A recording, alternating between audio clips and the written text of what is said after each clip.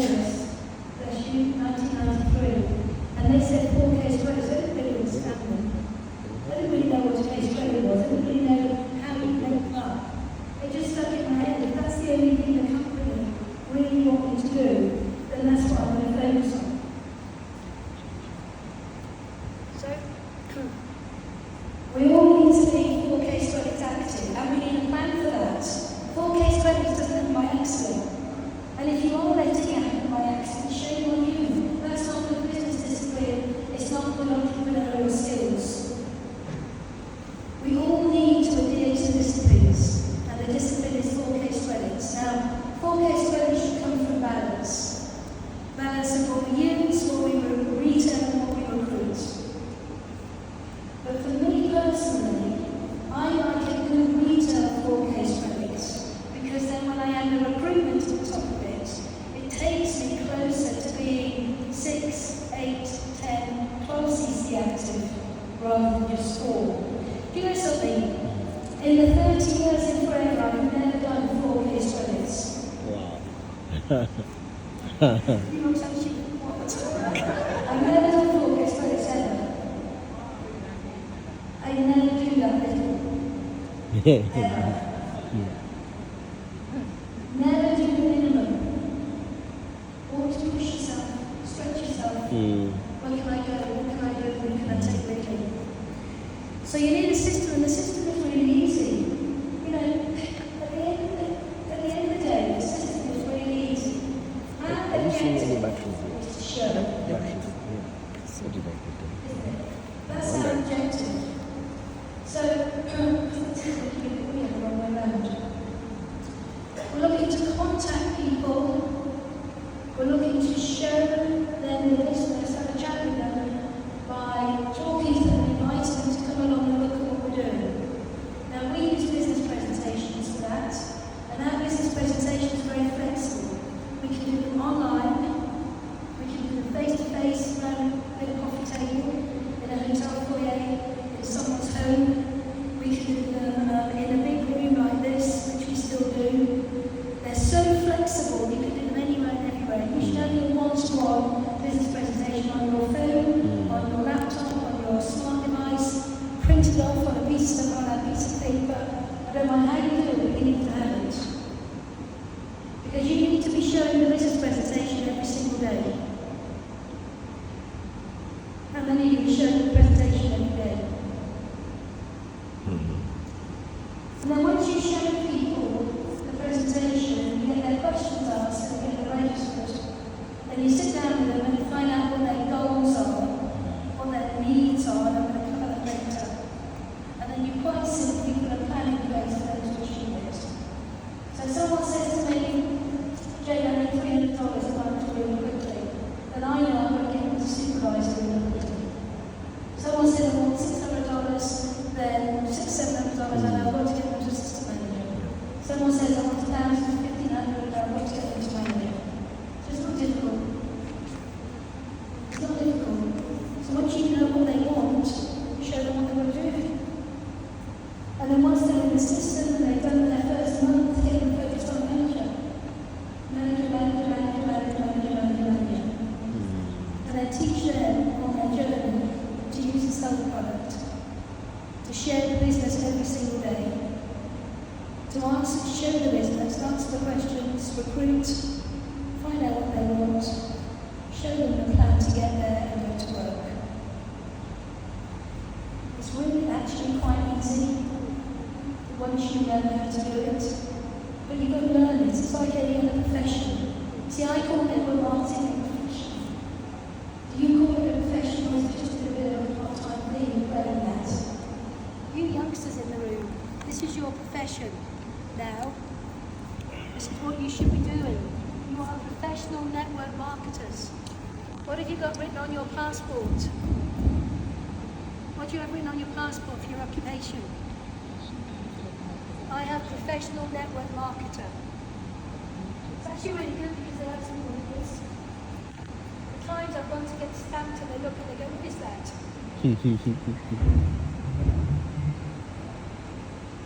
So, let's have a look at goals and habits. You need to set yourself some really good goals. Most people don't set goals properly because they don't believe they can achieve them. I want you to think differently. I want you to be more concerned about not achieving them than anything else. I want you to really think about the implications of not achieving your goals. Just right here. You know, I wanted to get the kids into private school, that was my drive. And to put 2 kids into private school in the UK per year now, well then it would be about $60,000. Now it's about $100,000. 2. I was making not very much in my job, so there was no way I was ever going to get the kids in school. But it was my goal, it was my dream, it was my purpose. It was my passion. I wanted the boys into top schools. But when we set goals, we very often do them half-heartedly. Let me share a story with you. I remember when I first started the business, my sponsor Chris said, I'm going to pop over and see you and do some work together. So I said, okay, I think it was about 4 hours ago, so it was just popping over. And he said, can you get some people that I can show the business to for you? Can you write down goals? Can you make sure you've done your names this properly? And we'll have a form that we're working. So I said, yeah, okay, I'll get that done. And I fell into the trap of procrastination. I didn't do it. And the night before, I suddenly thought, oh my God, this is coming tomorrow morning. I better bring up a few people.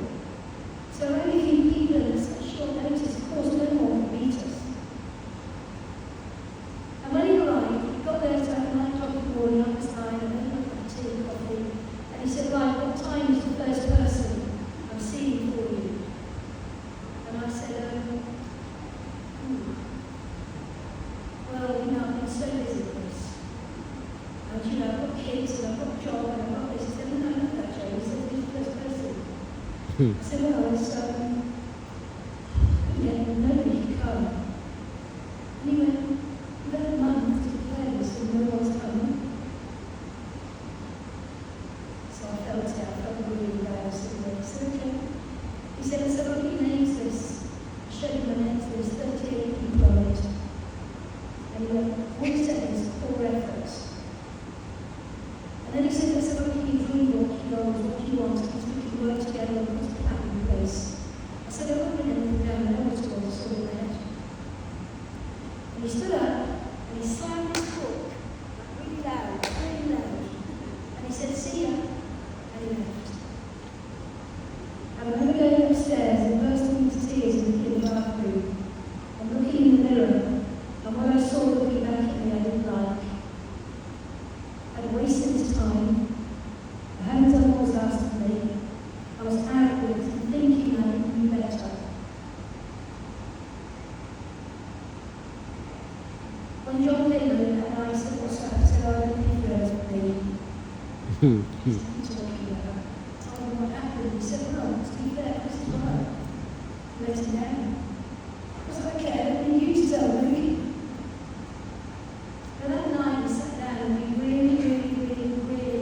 really started working on our goals.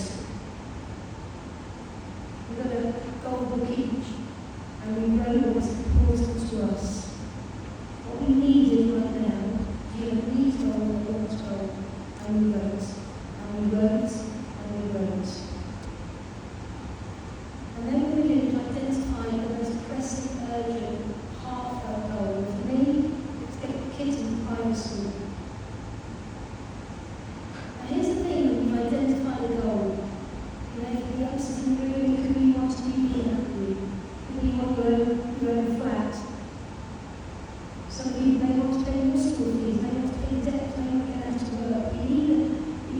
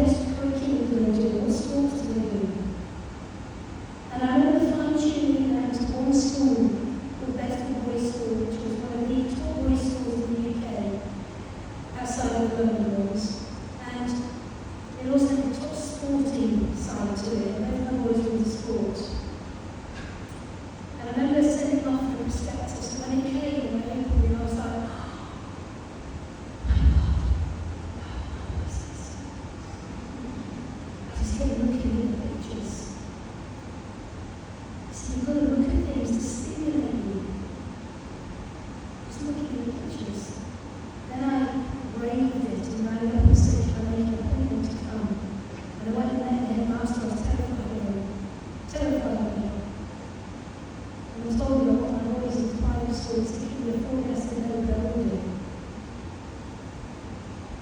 And he looked at me and he said, nobody will do. I said, yeah, I'm still here. I said, okay. You've got to put in there, see me again. And then 2 months later, I got a letter saying, got an open day, you'd like to invite your boys to an open day. So you drop them off and they spend the whole day at the school as if they're there. I'm going to drop him off, but I had to split the days because they're different ages. I'm going to drop him off and stuff. And I'm going to pick him up.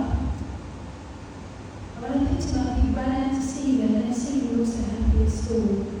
And he put his little hand in my hand and he said, Mommy, I really want to come to this school. Wow. And I'm telling you, that hits you in the heart. How could I fail him? And I went to work with such a drive, such a passion, such a focus. And literally 10 months later, on the 3rd of September, they went to that school. And that was a proud experience because I did it. Nobody else, I did it.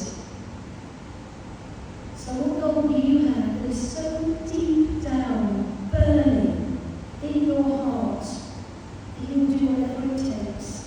You will learn whatever you need to learn. You will literally become completely absorbed by it. How many of you have got clarity on that one thing right now? Okay, let me ask you another question. How many of you are going to get clarity of it? Okay, you know what? Magic begins to happen when you know what your purpose is. I told you before, when you put it out there, you first rearrange yourself. It was the most incredible journey. And from that, we got business goals, we got personal goals, family goals. I remember we did family goals. Any of you got kids? Do you have to you've got kids? You must do this. You must go home and get a great big piece of paper, a big flip chart piece of paper. You must get the kids together and say, right kids, this is what Mum or Dad is doing. I am in forever and I am proud to be in forever. Let me tell you about forever. And you tell your kids about forever. And you say to them, I'm going to be working really, really hard over the next 2-3 years to give you a good life. To make sure that we don't want, we don't need, we've got money, and we're happy. But I'm going to work. Well, I've got my goals, and I know you're going to support me, so why don't we do your goals? And get them to tell you what they want. It's brilliant. So I remember we had this great big chart in the kitchen, and the kids had stuck all their pictures on it. It could be brothers, sisters, it could be family. Get them involved. But the kids put their things on. New bike, trip to Disney, all the things the kids want. And it was lovely. Every day they'd come in, Mum, when I get my new bike, I'll get love. It's fine. And I remember one night I was really tired. It was a winter's night. We just finished dinner. The log fire was burning, and I had a business meeting cancelled. I shouldn't say this, but I was really happy about that because I was so tired. And I went down and sat in front of the fire, put my feet up, and my youngest boy came and he said, what are you doing? I said, I've got an arm, sweetheart. I need to go. I said, no, Mummy. No, he said, you've got to go out. I want to go to Disneyland. And he brought my briefcase and he gave it to me and said, find somebody you can work with tonight. Now, the reason I say do a long shoot with kids is because a lot of mothers fall into the trap of feeling guilty about going out to work and leaving their precious babies at home. How many of you felt that? Okay, ready for this? Stop it. You can stay at home and nothing in your life will change. Or you can get up and go out and change everything. Do not feel guilty. Include the family in what you're doing so they know why you're going. Because I promise you, when you get the goals in place, you get them honed down and you commit to them and you have this attitude of failure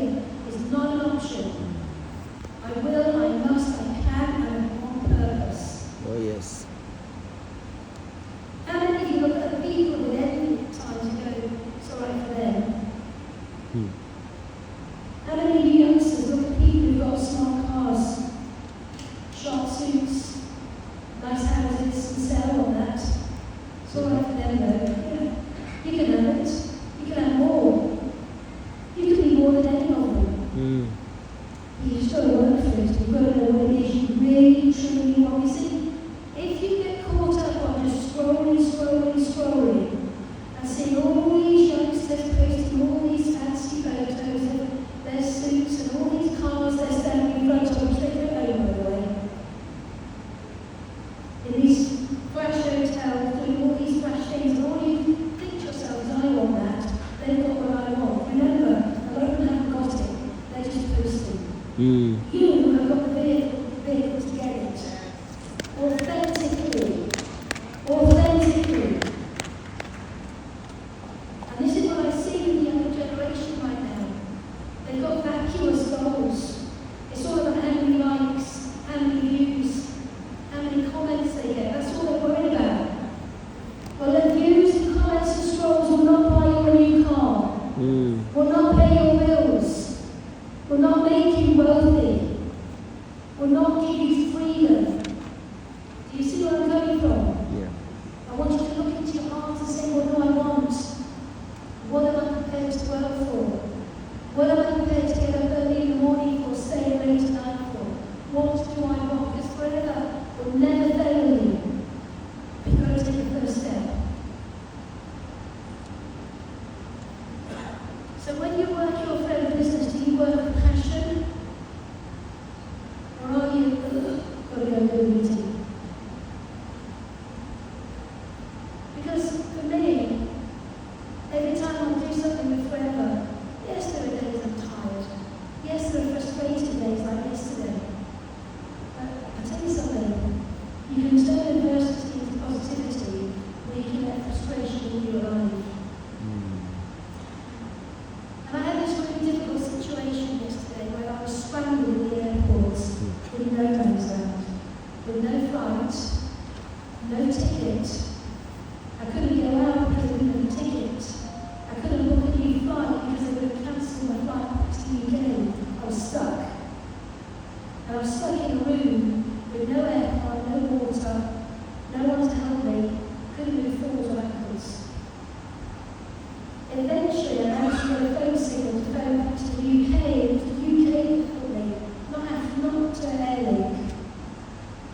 And after 3-4 frustrating hours of being told that I couldn't get here, I eventually, through the UK, bought another ticket to greater space to be told I now had to leave the airport, come back in again, find my luggage, pick up a new ticket and go to departure.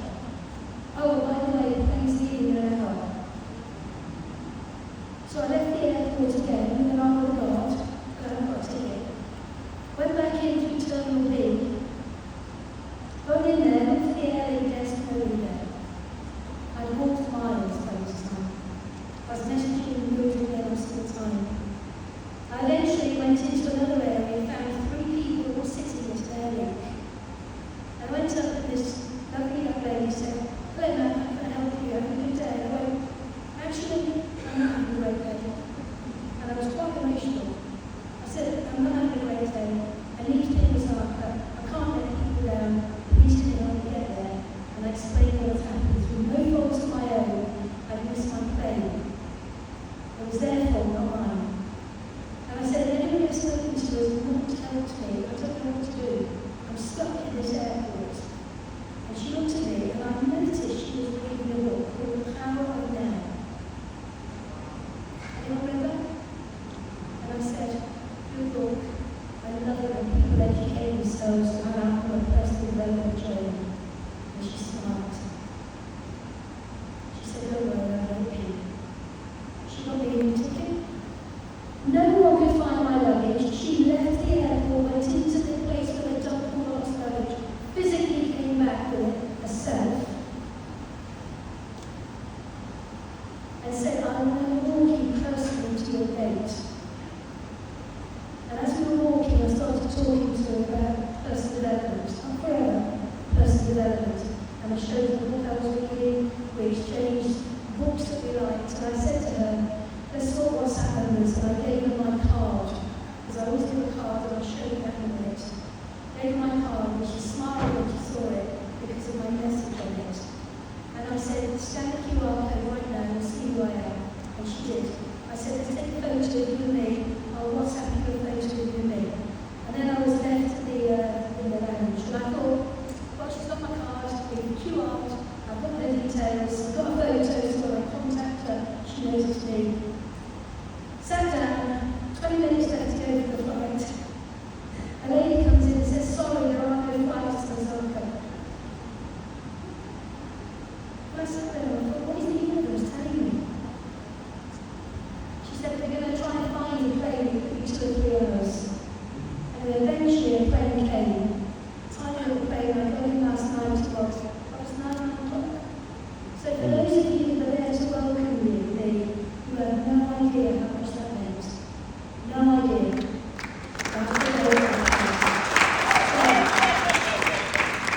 In that day when I was stuck in the airport for 12 hours, with no water by the way, not giving us water or anything. I could have either got very angry and aggressive and frustrated, or the only I could say, what came out of it? 2 things came out of it. The generosity of the spirit of the people that I found, the lady who found my bag and got me on the plane, who now is looking at the business. And the warm hearts of the people that met me last night. You have no idea what that meant to me. So thank you very much. So, what I'm making is when you're on purpose, when you've got passion, you've got love in your heart for what you do, you'll do it. Nothing will stop you. Only yourself. Yourself. How many of you work your business every single day? Even if you've only got half an hour, and you've all got all of that, most people have got at least 3 to 5 hours spare time a day. But how many of you touch your business every single day, focused on what you need to do to get to the end result? And how many of you let go of the outcome to focus on the activity? Now this was a hard one for me to learn. Because when we get rejected, when people let us down, when the team don't achieve and we don't achieve, we miss a promotion, when things don't happen, it's very easy to get despondent. We're all human, we might get despondent. But I don't get despondent where it stops me doing what I need to do every single day. Because if you think about the compound effect has a nasty habit of kicking you right in the backside if you don't stick to daily tasks. I'm going to show you what I mean by that. When you are working your business, you need to understand that you need to give it 1 full year flat out every single day with no excuses. And this is what I mean about the compound effect. And what happens if you don't do something on a day that you should have done it. And I'm talking about your planning. So if we know you want to be a manager, a senior manager, a legal, we know exactly what you've got to do every day for a year to get there.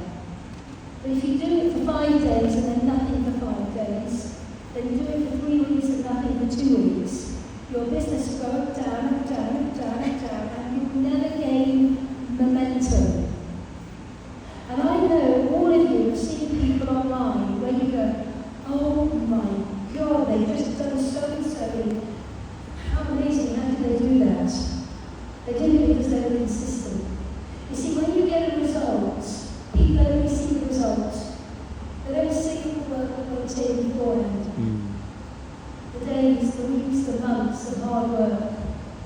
I remember one day being in a meeting and this girl said to me, oh, it's all right for you, you're lucky. Sorry.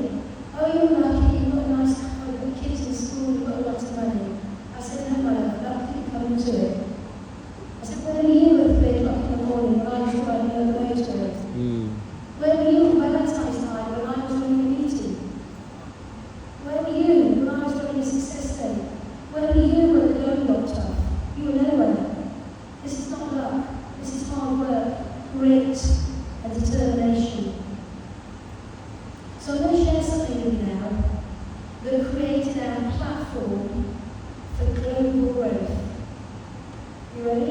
Yes.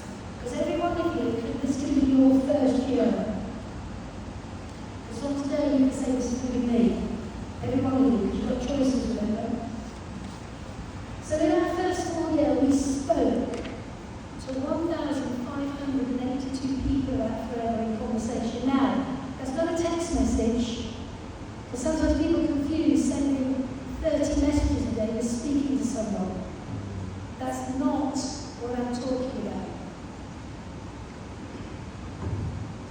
You can send 30 messages with an objective of getting someone to speak to you. But just sending lots of messages is not speaking to somebody.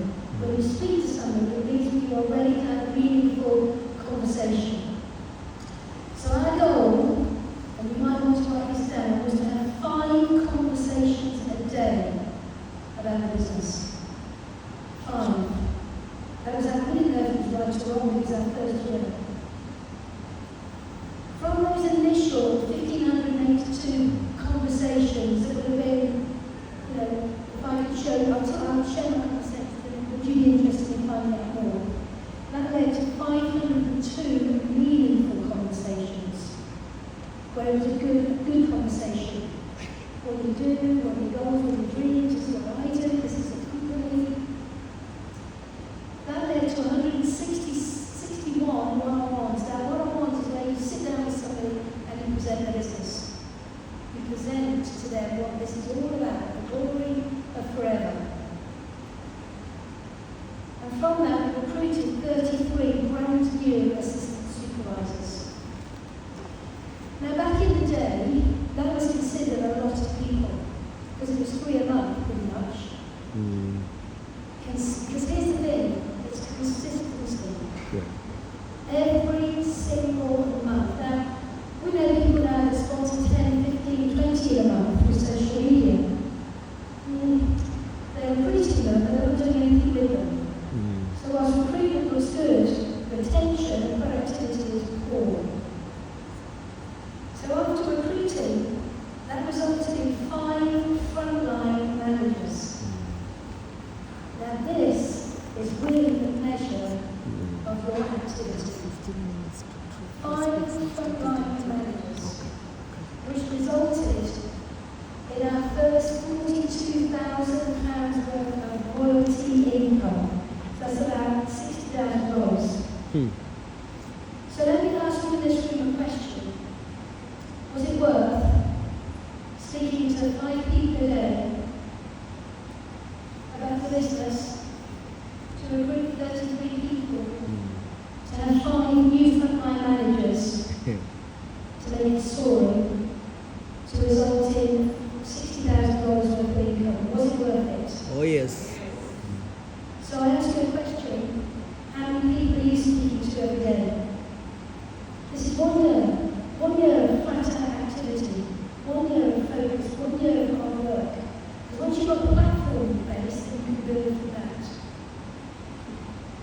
So lesson learned is to be 100% committed to the marketing strategy you develop. And I'm going to talk a little bit about that after the break. I think really our first year was explored. And I'm going to share a story with you. If you set yourself a target of speaking to 5 a day, 3 a day, 10 a day, it's whatever you can manage every day. You've got to stick to it. I remember one night, we've been to a business presentation in Milton Keynes, we're tired, we come in, it's about 10 o'clock at night, and I looked at John, he looked at me, and I said, what? He said, have you spoken to your people today? I went, yeah. I said, who are you at now? I said, sweet, I was 10 o'clock. He said, yeah, but he said 5. So we got up, got dressed, 10 o'clock at night. He said, I'll see you there. We got in the car, and he drove to an all-night petrol filling station. Got out, and he wanted any petrol. He went and knocked on the window, and this thing came to him, this creature of the night. People working all night petrol stations in the UK, it wasn't strange. John knew he wasn't interested in business, but nevertheless he said, "Give me some milk, please." Oh, by the way, I've got an incredible business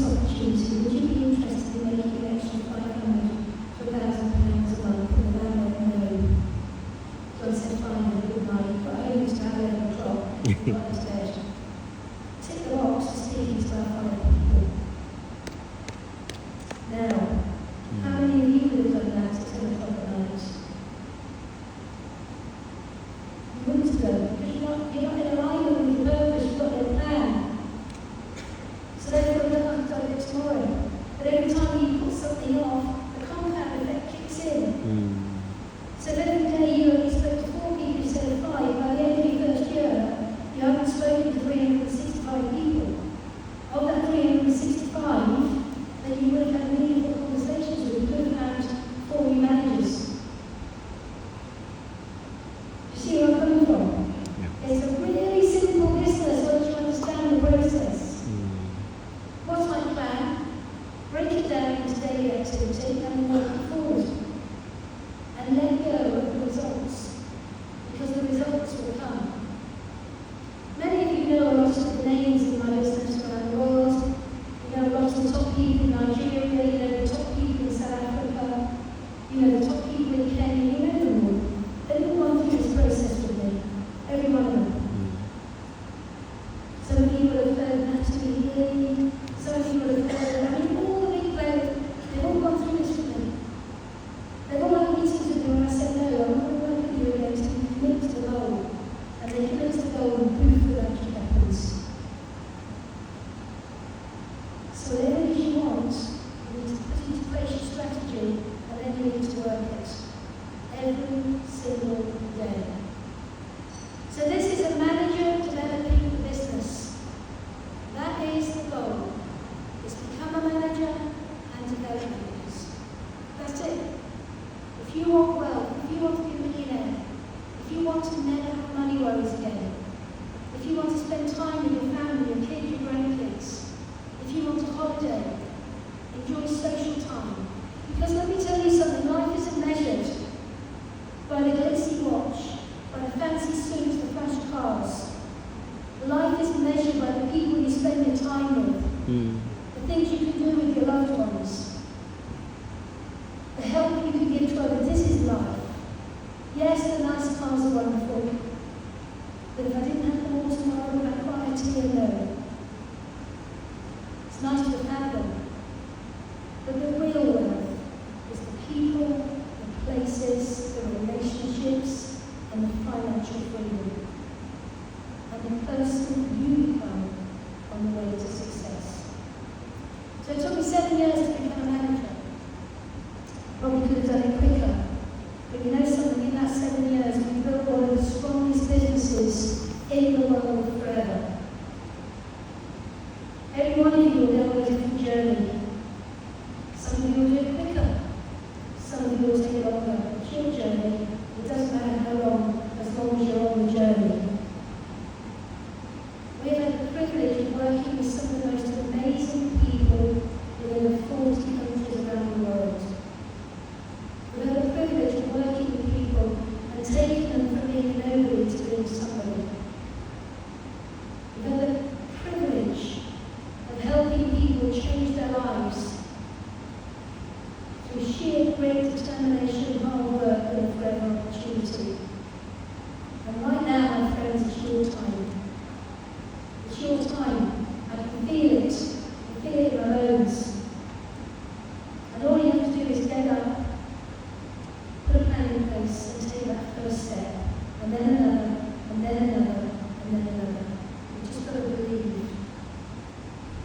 You just got to believe. And here's the thing, if you're going to change and don't do anything different, this time next year you'll be in the same place.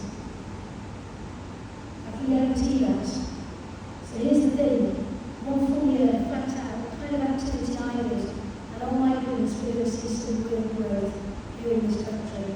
We're going to see some real success. So just to wrap this session up, you know, you need to learn the 4 CCs, you need to learn how to grow a team and duplicate, you need to learn how to set your big goals and how to prospect. And after the break, I'm going to do some prospecting training with you, because I believe this is a real area of weakness, and I love prospecting. You need to learn how to manage your disappointment. You know, disappointment can really immobilize So I have a little theory of how I handle disappointment. When people disappoint me, situations disappoint me, I get a broom, so we've got a broom at home, and I get it, and I go to the bedroom and I beat the hell out of the bed for 2 minutes, get rid of my frustration, and then it's back. Feel a lot better. You see, you don't want to keep frustration internal. If somebody's frustrated, you let it go. Go for a run. I go for a bike ride up into the mountains. You've got to let it go.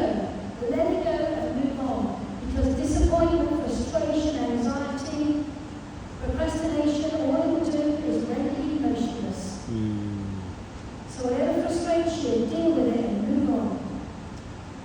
Because the bigger goal is waiting for you. Learn to communicate.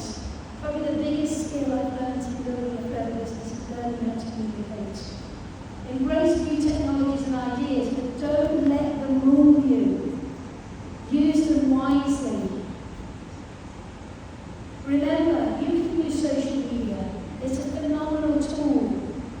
But use it in the right way to bring the right people to you to then go to work. Because that's the key, is going to work and putting your firm foundations in place. You can share the lifestyle, the beauty, the glory of forever. But do it authentically. Do it compliantly. You don't need to overpromise. Forever is enough. It gives enough. And be real. Not every day is a glory day. Celebrate other success. It's not just about you. Be so busy giving praise and recognition to others that you don't need yourself, because you'll get it with the example that you are. Keep it simple. We have a tendency, when things aren't going right, to say they're not going right because the system is wrong. So I'm going to reinvent the system. Never do that. The system has never failed. And you're having tough times, look in the mirror and say, what do I need to change? When you can change you, when you can embrace who your ideas and master them, you're a winner. Let's talk about technology very quickly. No, I'll talk about that after. Come back to that. It's not quick.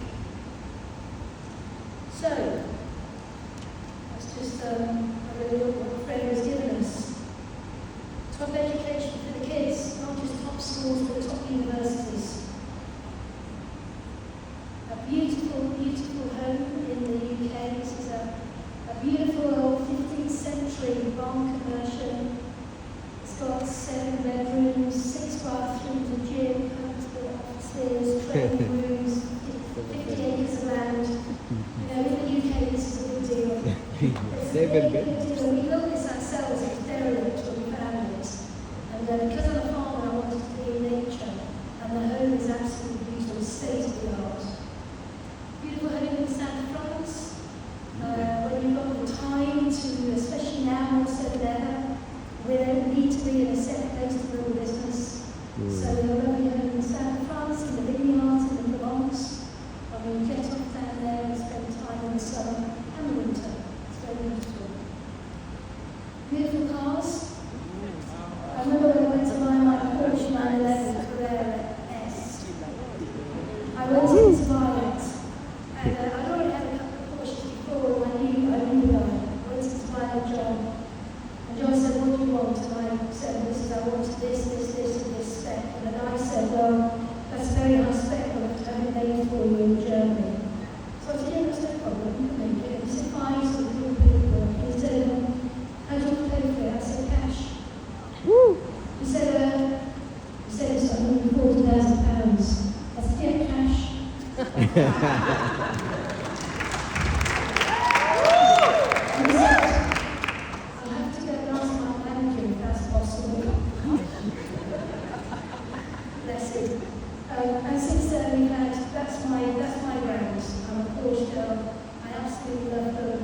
We've had all the others, the Range Rovers, the Maseratis, the BMWs, the Audis, and all, but when you get my Porsche, let me tell you, that is a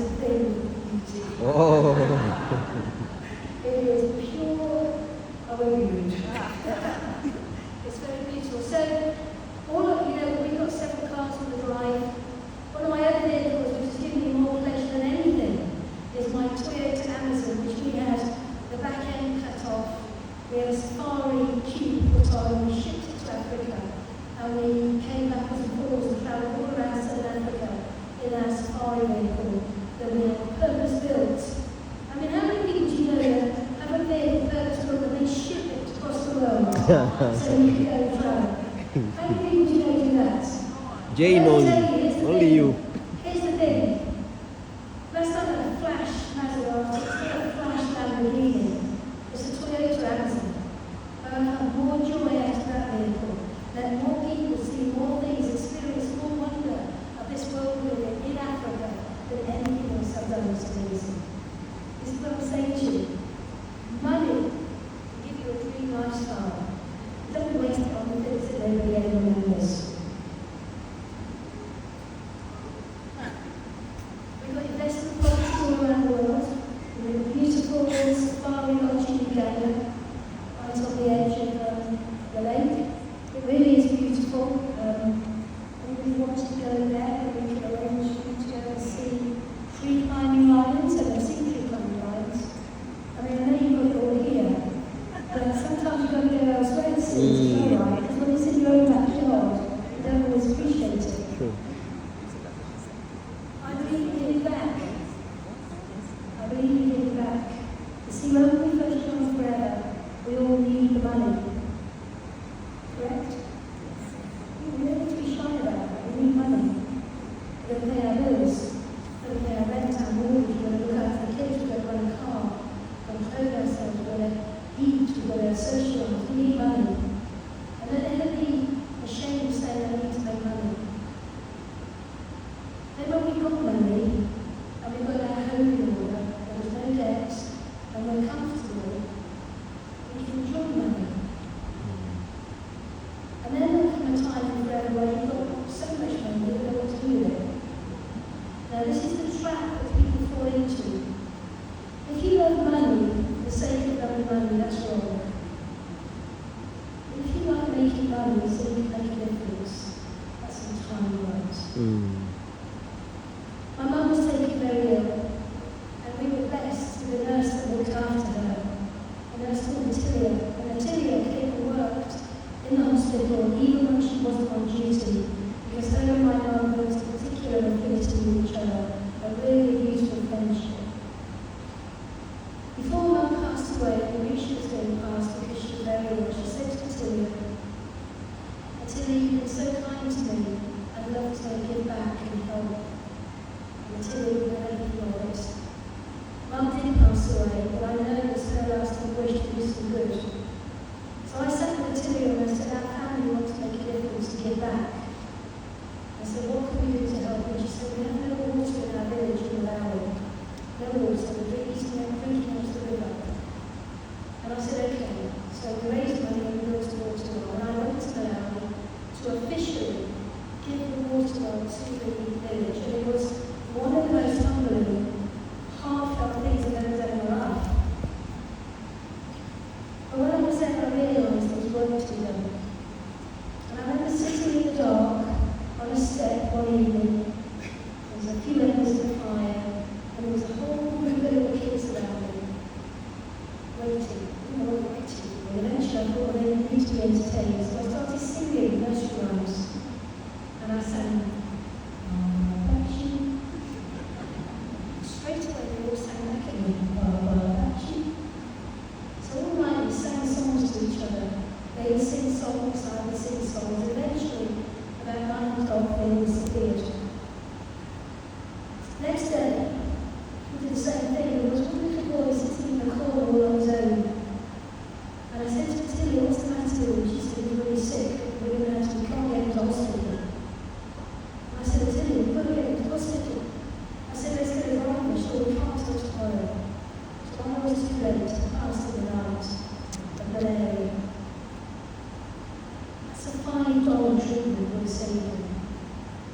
And that's when I said, "I need to leave the medical centre." So we went on and we built a medical centre, and we built a corn mill, and we rebuilt the school, and we gave back to a village that gave so richly through one person to our family. And I tell you something, if you can do good in this world, it fills the heart. So remember, you need money, and money needs to flow. Even if it's only $5 to have a child in the day.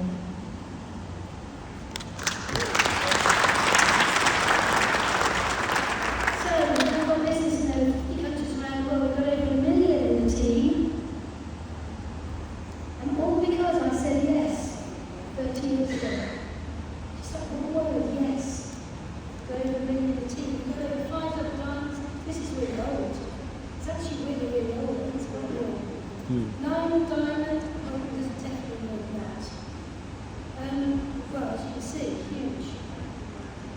Huge. And all I do every day is use the product, share the opportunity, and teach others to do the same. If I can do it, so can you. There's our African trunk. We've traveled all over Africa in that, seeing things that you won't ever see on television. Time with family and friends, the most precious gift you could ever have is to be surrounded by those that love you and you love them. And you can't buy that. Chairman's bonus, over $20 million.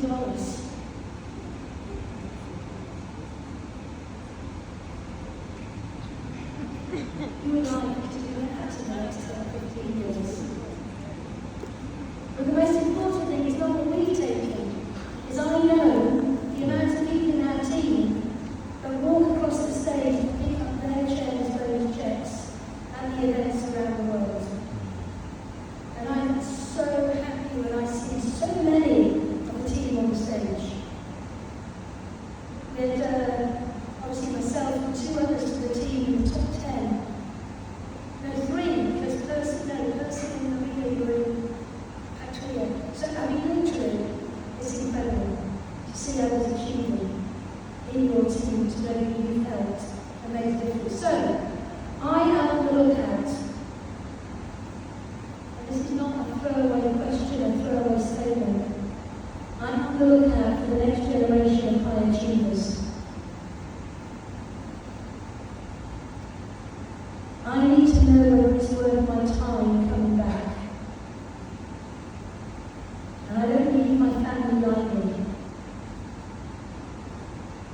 So if you believe you've got what it takes to be one of these people, eagles, chairman's bonus qualifiers, managers, leaders, in forever, you need to get a piece of paper, put your name and phone number on it, and your upline manager's name, and you need to hand it in before this weekend is over. Because I want to see what this audience is made of. Who would like to build a business like I built? They're in the right room. So when you make that decision to strive for greatness, to step into your potential, to build a business that literally not will change your life and change the lives of others, I want you to understand that your actions and your decisions will create a ripple effect, locally, nationally, and globally. And that is the sign of true wealth. When people come to you and say, thank you, you made a difference. Because in forever, when you make a difference, people will get rewarded. It's will. There are no limits. The only limit you have is the limit you set on yourself.